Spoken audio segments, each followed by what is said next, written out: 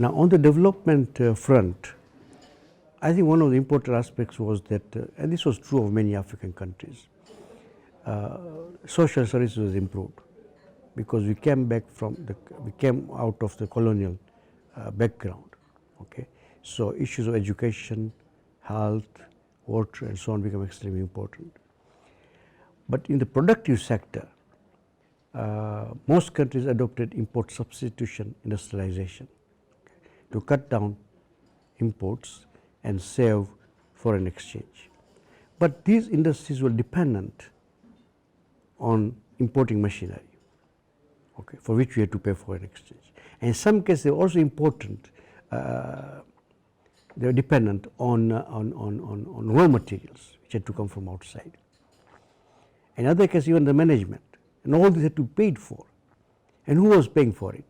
The peasant, exports of the peasant.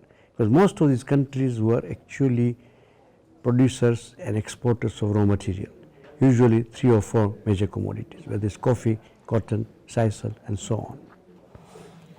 Now, one of the failures was we did not manage to transform our agriculture. Our agriculture remained some kind of backward agriculture, okay, depending on the whole economy. We wasn't able to really mechanize our agriculture. So the peasant who was producing the foreign exchange for the country, in that sense, was exploited most. He or she had to bear the burden. And in this case, it was she, because many of the peasants are actually women who work on land more than men, right? So I think that was one of the biggest failures. Politically, it could have been avoided if there was a vision that the political base of particularly progressive governments had to be worker peasant. In Tanzania, we talked about workers and peasants, but we never saw workers and peasants as a political base, and therefore create consciously an alliance between workers and peasants. Some of our leaders bought into that theory of the workers are better off than peasants. They are the labor aristocracy. It's not true, which drove a wedge between these natural allies. Okay? So in that sense, you could very well say that the large peasant community was marginalized from politics. And no economic development can be talked about without political development. Politics has to be in command. First, I would say that the agricultural sector must get priority attention.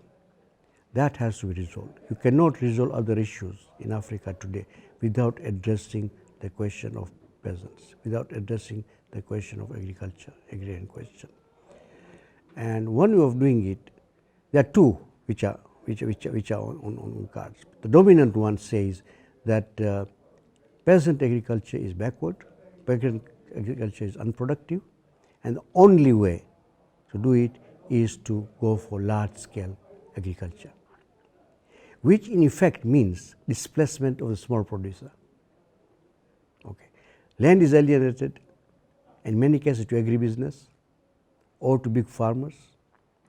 Peasants become unemployed, okay, and they have no alternative employment because there is no corresponding development of industries. Okay. So they become displaced. And it is not necessarily so that large-scale agriculture is productive. It is not. Okay. In fact, many countries of Africa, like Zimbabwe, South Africa, and so on, where there was large-scale agriculture, it was subsidized in the colonial times by the peasant. Okay. So its productiveness was based on subsidies from the state, from taxpayers' money. But some of us have been arguing, although this is a minority trend, that our way forward, our path of development has to be based on small producer. Now, how do you organize small producers? So at least you can reap the benefits of economies of scale. Okay? Because to develop agriculture, you cannot continue depending on small scale production. And you argue that actually you have to go for cooperatives. You must have a major program for cooperatives. But cooperatives of a different type. the new form that I am suggesting, cooperative, is a way of organizing. Okay?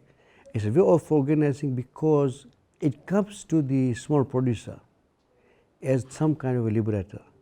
You cannot separate the organization, particularly of peasants, okay, from their livelihoods. Okay. Because if it affects their livelihoods, then they would have loyalty to that organization, then they would defend it. So I see the way forward best is cooperatives, to organize them. Later on, of course, they can develop their own political organizations. In Tanzania, we have a good experience of cooperatives, very successful cooperatives in the 50s. But there is actually marketing cooperatives. So now we have to cooperatives which are marketing cooperatives, which are cooperatives which will be collectively putting input. We must have cooperatives which will be providing credit, and we must have cooperatives which will be providing, for example, machinery. Okay?